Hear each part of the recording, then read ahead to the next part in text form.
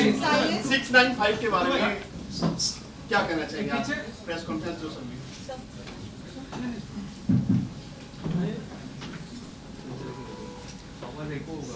695 जैसा कि अभी श्याम जी ने भी बताया और हमने भी देखा, ये तीनों अंक वाकई हम सब के लिए बहुत पवित्र अंक बन गए हैं, बहुत ऐतिहासिक अंक हैं और इनका हमारे जीवन में सदा बहुत एक ऊंचा स्थान रहेगा। इन 3 अंकों से जो हमें प्राप्त हुआ, यानी रामलला का मंदिर, वो मंदिर हमारे लिए सदा एक प्रेरणा स्रोत की तरह रहेगा। हम उससे श्री राम के जो मूल्य हैं, जीवन के मूल्य हैं, उनके आदर्श हैं, उनके विचार हैं, जो हमें हमेशा से प्रेरणा देते रहे हैं, और ये मंदिर उसी बात का साक्षी है, उसी बात का सबूत है। जहाँ तक ये फिल्म की बात है, क्योंकि ये सब्जेक्ट बहुत दिल के करीब है, श्री राम सबकी तरह मेरी भी आस्था के केंद्र है, तो फिल्म का सब्जेक्ट बहुत दिल के नजदीक होने के कारण इसे करने का, जब किसी चीज को करने का मन होता है, अंदर से मन होता है, एक होता है हम प्रोफेशनली कोई काम करते हैं, एक होता है कि नहीं प्रोफेशनल के साथ साथ एक अंदर से काम करने का मन करता है कि नहीं यार इससे हम जुड़े हैं, ये था हमारे मन का काम, तो वो इस फिल्म को करने से लगा। फिल्म का ट्रेलर मैं आपको सच बताऊं, मैंने भी पहली बार देखा है, इन्होंने दिखाया नहीं था आज तक, छुपा के रखा था बिल्कुल। बहुत अच्छा बना है ट्रेलर, और ट्रेलर ये बताता है कि पूरी फिल्म बहुत अच्छी बनी है, क्योंकि मेरी तरह हम सभी जो कलाकार हैं इस फिल्म के, सभी के मन के बहुत नज़दीक रहा है ये सब्जेक्ट, इसलिए बहुत अच्छा लगा। और आप सबका सहयोग अपेक्षित है इस काम के लिए। आज पूरा भारत, पूरा विश्व, जहाँ भी भारतीय हैं, जहाँ भी सनातन धर्म को मानने वाले व्यक्ति हैं, सबके बीच एक ही जय घोष है, जय श्री राम, जय श्री राम, जय श्री राम। आपका सहयोग अपेक्षित है ताकि ये जय घोष केवल किसी एक दिशा में नहीं बल्कि चारों दिशाओं में गूंजे, और जहां भारतीय नहीं है या सनातन धर्म के लोग नहीं रहते हैं, वहां तक भी इसकी प्रतिध्वनि जाए, उन्हें भी एक आवाज सुनाई दे ब्रह्मांड में, जय श्री राम, जय श्री राम, जय श्री राम।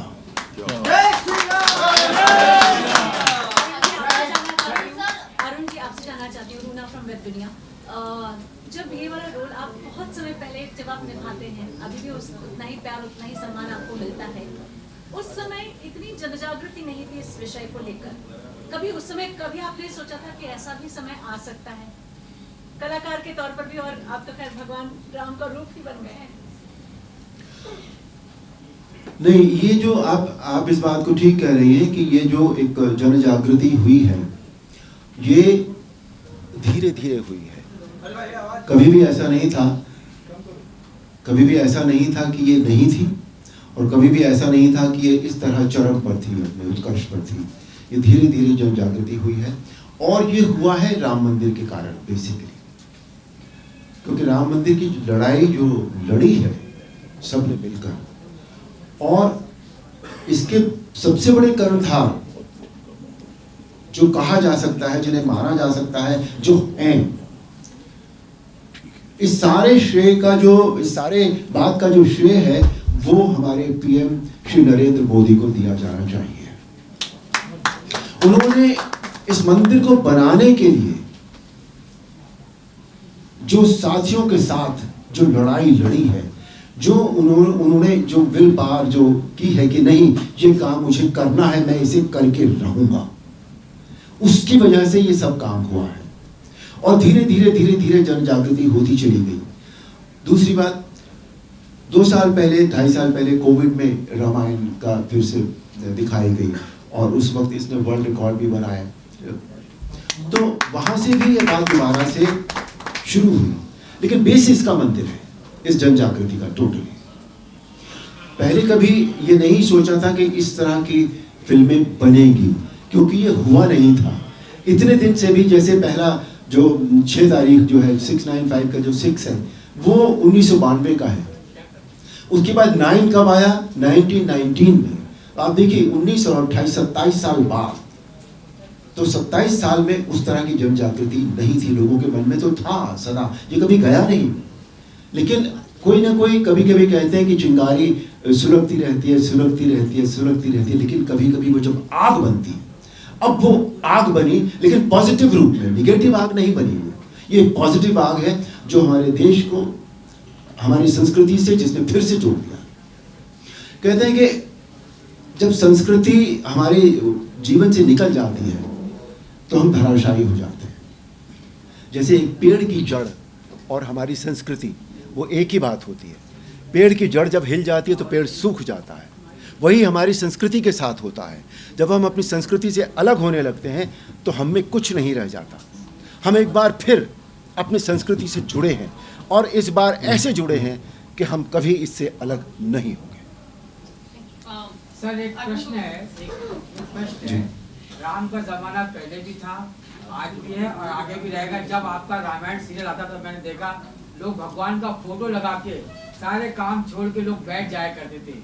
वही सेम दौर आज भी चला, मगर थोड़ा सा जन जागृति आया है और जो रोल आपने किया है, जो चरितार्थ किया आपका रोल में, वो शायद दूसरा कोई नहीं कर सकता, ना कर पाया। उसके बारे में और आज के बारे में क्या कहना चाहिए? और ग्रंथ भूमि का उद्घाटन भी होने वाला है, आप जा रहे हैं। देखिए जो आपने सवाल पूछा है उसका जवाब तो आपने खुद ही दे दिया है कि उस समय भी यही होता था, आज भी यही है। लेकिन आज जन जागृति बहुत ज़्यादा है और बहुत अच्छी बात है ये। जहाँ तक मेरी जो आपने तारीफ़ की है उसके लिए बहुत बहुत शुक्रिया मैं कहना चाहूँगा। और मैं ये भी कहना चाहूँगा कि ये इतनी तारीफ़ इतने साल बाद 87 में रामायण रिलीज़ हुई थी, आज 2024 कितने साल हो गए, उसके बाद भी आज उसी रामायण की बात होती है, आज उसी अरुण गोविल की बात होती है। तो ये अरुण गोविल का काम नहीं है, ये उसका काम है। वो चाहता था कि कोई एक व्यक्ति करे और उसने मुझे ये काम दे दिया।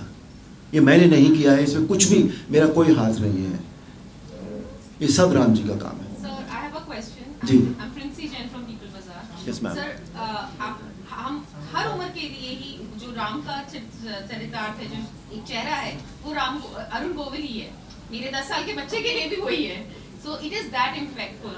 What was your first reaction जब आपको ये पहली बार रोल ऑफर करा था, या जब उस समय आपको बताया गया था that you have to do this?